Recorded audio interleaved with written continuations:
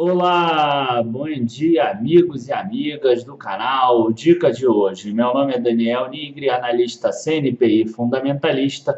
Hoje é dia 20 de novembro de 2017. Vamos começar aí mais um vídeo do canal.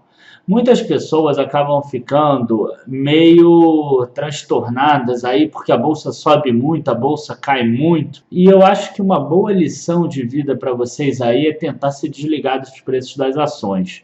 Mas na verdade não é aquele desligar e não fazer nada, né? Porque a gente sempre tem que estar ali diligente olhando as empresas. Então, como vocês podem ver aqui nesse gráfico, olha só como a bolsa se movimentou nesse último mês, mais ou menos. Não como ela teve períodos que ela subiu muito, como teve períodos que ela caiu muito. Mas o que, que importa, na verdade, para mim? O que, que é melhor aqui para mim? O que, que realmente faz encher meus olhos? Não é o preço da ação, quanto ela subiu ou caiu em um mês. É exatamente o que eu vou mostrar nesse vídeo aqui. São os fundamentos dela. É se cresceu a receita, se cresceu o lucro e, enfim, é exatamente isso aí que a gente vai ver. Então, logo depois aí da vinheta a gente já começa. Enquanto isso, curtam o vídeo e já se inscrevam no canal.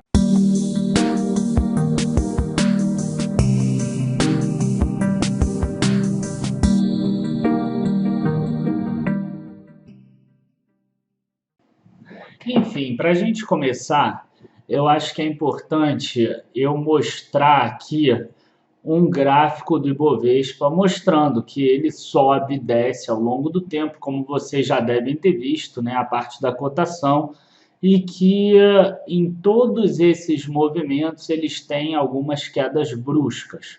E tem mais do que isso. A gente percebe que se a gente analisar bem, nesse momento que as empresas estão tendo alta de lucros, estão tendo melhoras nos fundamentos, esses movimentos eles são feitos aí de formas lineares aí, entre 3, 4, 5, 6 meses cada um, ela vai passando de um patamar atual para um patamar um pouco superior, para um patamar um pouco superior e assim por diante. Assim como quando inverter esse ciclo, as empresas começarem a perder os fundamentos dela, ela vai fazer esse mesmo ciclo ao contrário, só que de forma mais rápida. Quando cai, é mais rápido.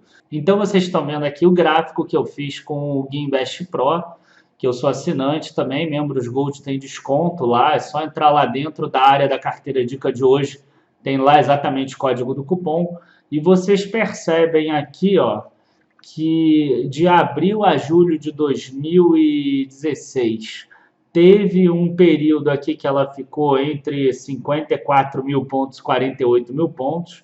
É interessante mostrar que essa queda aqui foi superior a 10%. A gente teve depois aqui fundamentos melhorando e aí as empresas vindo para esse patamar aqui, próprio Ibovespa, em torno de 56 mil a 64 mil pontos. A queda que teve aqui em um determinado momento também foi acima de 10%. Depois, já num período mais recente, em 2017, e esse já durou 8 meses, tá? Esse movimento aqui ficou entre 59 mil, 60 mil mais ou menos, até 69 mil pontos. Essa queda aqui também foi maior do que 10%. E a gente vê aqui que esse período agora, que acabou de começar aí em agosto ou setembro, deve durar mais 2, 3 meses, uma variação entre 70 mil e 78 mil. Diferente dos outros, a variação aqui está menor do que 10%. Por isso que tem algumas pessoas que já falam que pode cair mais do que isso. Tá? Na minha visão, é só uma diminuição de volatilidade mesmo, porque quando os fundamentos melhoram, a bolsa movimenta um pouco menos aí. É mais ou menos o que está se acontecendo lá nos Estados Unidos, que está nos menores níveis de volatilidade. Nessa planilha aqui eu coloquei alguns indicadores aí para a gente poder analisar a melhora ou piora nos fundamentos deles. Eu peguei todas as ações do Ibovespa, excluí as que ficavam repetidas aí, porque não tem por que você somar lucro duas vezes de duas empresas iguais, tipo Petrobras 3 e Petrobras 4, ou NPN, ou Eletrobras 3 e Eletrobras 6. Então a gente tirou aqui 9 empresas no total, dentre as que não apresentaram resultados, ou que não foram auditados esses resultados aí, como Copel, JBS, enfim, e essas outras aí que tiveram essa questão, e uma delas que foi Smiles, porque teve uma mudança do ticker de SMLE3 para SMLS3, então acabei excluindo também. Então a gente tem aqui 50 empresas no total, das 59 do Ibovespa, tirando aí essas 9, e a gente tem a questão seguinte, vamos começar analisando o lucro. E a gente vê aqui lucro líquido anualizado primeiro. Lucro líquido anualizado nada mais é do que pegar os últimos 4 trimestres, tá? Ou os 4 trimestres até aquele período. Então, lucro líquido anualizado terceiro trimestre de 2017. É o que está aparecendo aqui do lado. Terceiro trimestre de 2017, segundo trimestre de 2017, primeiro trimestre de 2017 e quarto trimestre de 2016. Lucro líquido anualizado terceiro trimestre de 2016. É a soma dos lucros líquidos do terceiro trimestre de 2016, segundo trimestre de 2016, primeiro trimestre de 2016 e quarto trimestre de 2015. Então, a gente consegue ver aqui se teve um aumento ou redução dos lucros dessas empresas todas aqui. Bom, arrastando essa planilha aqui embaixo, a gente vai ver primeiro o total de lucros anualizados no terceiro trimestre de 2016 e no terceiro trimestre de 2017. A gente vai ver que teve 34 bilhões de reais de lucros as 50 empresas somadas aqui, contra 130 bilhões de lucros agora no terceiro trimestre de 2017. É claro que a reversão aqui de Petrobras, que deu quase 60 bilhões, fez boa parte dessa diferença, e a reversão aqui de 38 bilhões de Vale fez também grande diferença aqui, de menos 22 para mais 16. Tá? Então a gente tem que ficar também pensando em relação a isso. No segundo trimestre de 2017 anualizado, a gente vê aqui 105 bilhões. Mostra aí uma. Se a gente colocar aqui em ordem decrescente de crescimento, a gente vai ver aqui que a ação que mais subiu o lucro anualizado foi BVMF3, seguido de Elet 6, Embraer, Natura, Croton. Nem sempre essas são as ações que mais subiram, como a gente vai ver ali do lado depois.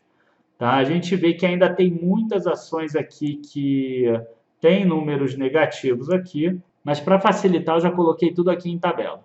Então a gente tem aqui 19 ações que conseguiram subir o lucro das 50. 7 ações que inverteram de prejuízo para lucro. 3 ações que inverteram de lucro para prejuízo, fizeram o oposto, mesmo com a melhora da economia, pioraram. A gente até vai conseguir descobrir aqui, ó, BR Malls, BRFS3, Brasil Foods e Cirela. A gente tem 17 ações que ainda se mantêm no lucro, mas reduziram o lucro, e 2 ações que tinham prejuízo maior e reduziram o prejuízo. E ainda 2 ações que aumentaram o prejuízo. Por que são tão poucas ainda? Porque o quarto trimestre lá de 2015 ainda tinha uma base boa, que ainda não chegou nessa base de quarto trimestre de 2015. A depressão mesmo lá da recessão só aconteceu lá no final de 2016. Então está se recuperando. Ainda não chegou naquele ponto também no quarto trimestre de 2015. Mas a gente vê que já está melhorando aqui. Na hora que a gente passa para pegar apenas os trimestres aqui, que terceiro trimestre de 2017, terceiro trimestre de 2016, a gente vai ver aqui uma diferença muito grande em relação ao anualizado. A gente vai ver aqui que 30 ações aumentaram o lucro dela em relação ao terceiro trimestre de 2016, que talvez tenha sido de menor lucro aí no final de tudo. Tá, 30 ações subiram lucro, 5 ações que estavam no prejuízo inverteram para lucro, 2 ações reduziram prejuízo. Então, 37 ações melhoraram, contra 13 apenas que pioraram. Só uma inverteu para o prejuízo, que foi Semig. Tá? E aí a gente tem aqui um lucro total de todas as ações de 14 bilhões, e agora um lucro total de 38 bilhões. No segundo trimestre, 29 bilhões. Então a gente vê que está tendo uma escadinha aqui, subiu daqui para cá, dobrou o lucro das empresas nesses 3 trimestres e já aumentou mais um pouco. Exatamente esse aumento aqui de lucro que fez aquele gráfico lá que a gente viu do Ibovespa, que fez ele subir tanto. E a gente vê aqui que também com a ajuda dos juros, a bolsa acabou subindo aí. De todas essas ações, ó, 42 dessas ações subiram. Né? A SUSB3, ela mudou agora o ticker dela, ela entrou no novo mercado, ela era SUSB5. Eu não peguei quanto era um ano atrás, mas com certeza ela foi uma dessas que subiu bastante, igual Fibria. Tá? Então aqui teria sido um 80% aí da vida também. Então se a gente botar aqui do maior para o menor, a gente vai ver que Uzi Minas foi a que mais subiu, Estácio foi a que mais subiu, mas o mais interessante é a gente ver que 42 ações subiram. 29 ações subiram mais de 20%, que hoje isso significaria 250% CDI. 14 ações subiram mais de 40% aí, que seria 500% do CDI hoje. Então o que acontece? A gente estava num momento que os preços estavam muito baixos.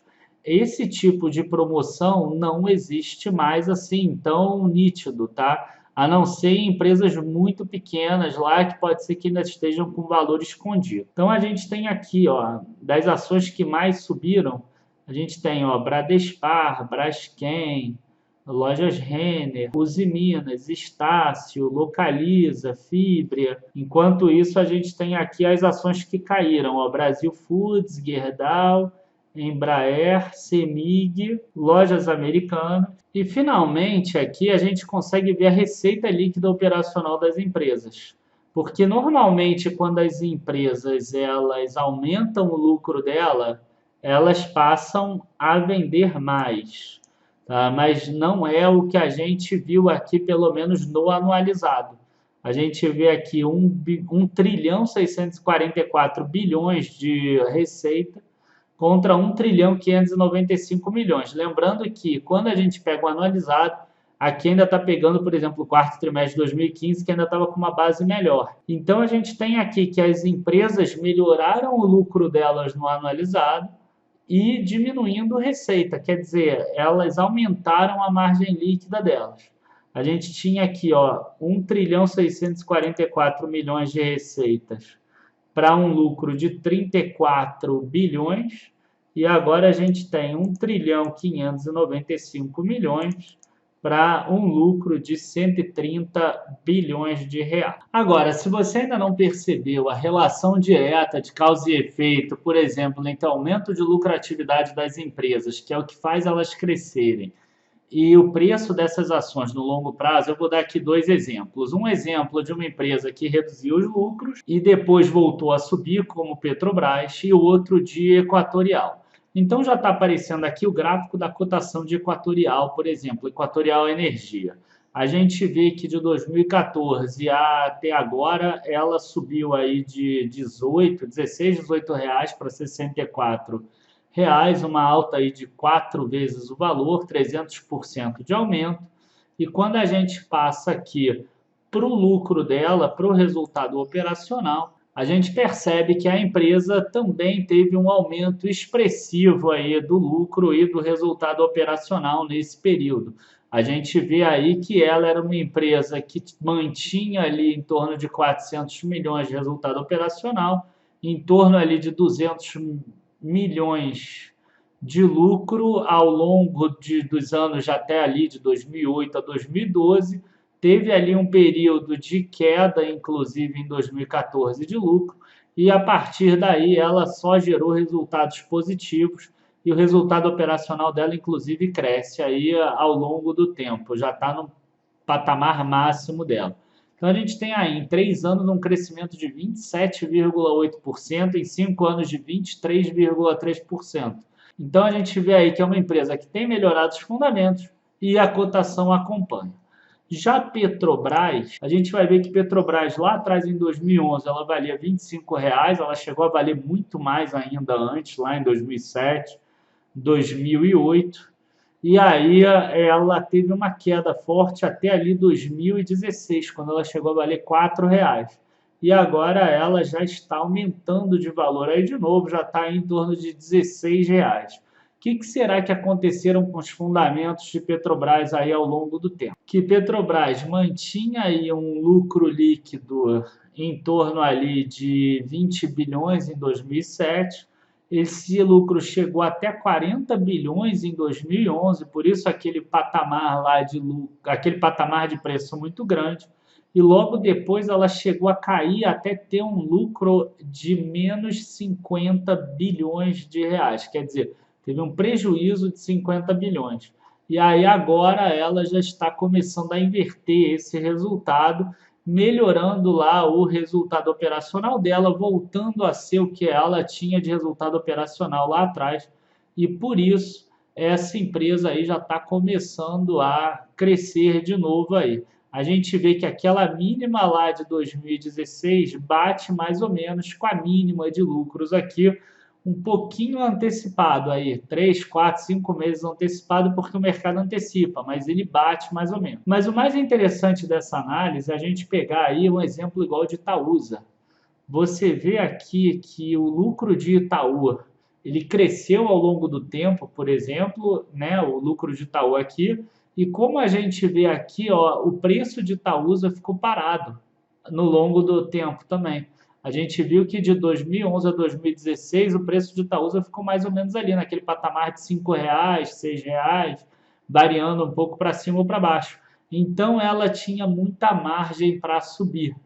E aí ela subiu muito nesse período. Então é esse tipo de movimento que a gente precisa descobrir em empresas quando melhora aí os fundamentos, ou empresas que melhoram os fundamentos, mas como o mercado está ruim, ela não sobe como deveria. Então ela fica ali, é como se ela ficasse com uma energia guardada, uma energia guardada, uma energia guardada.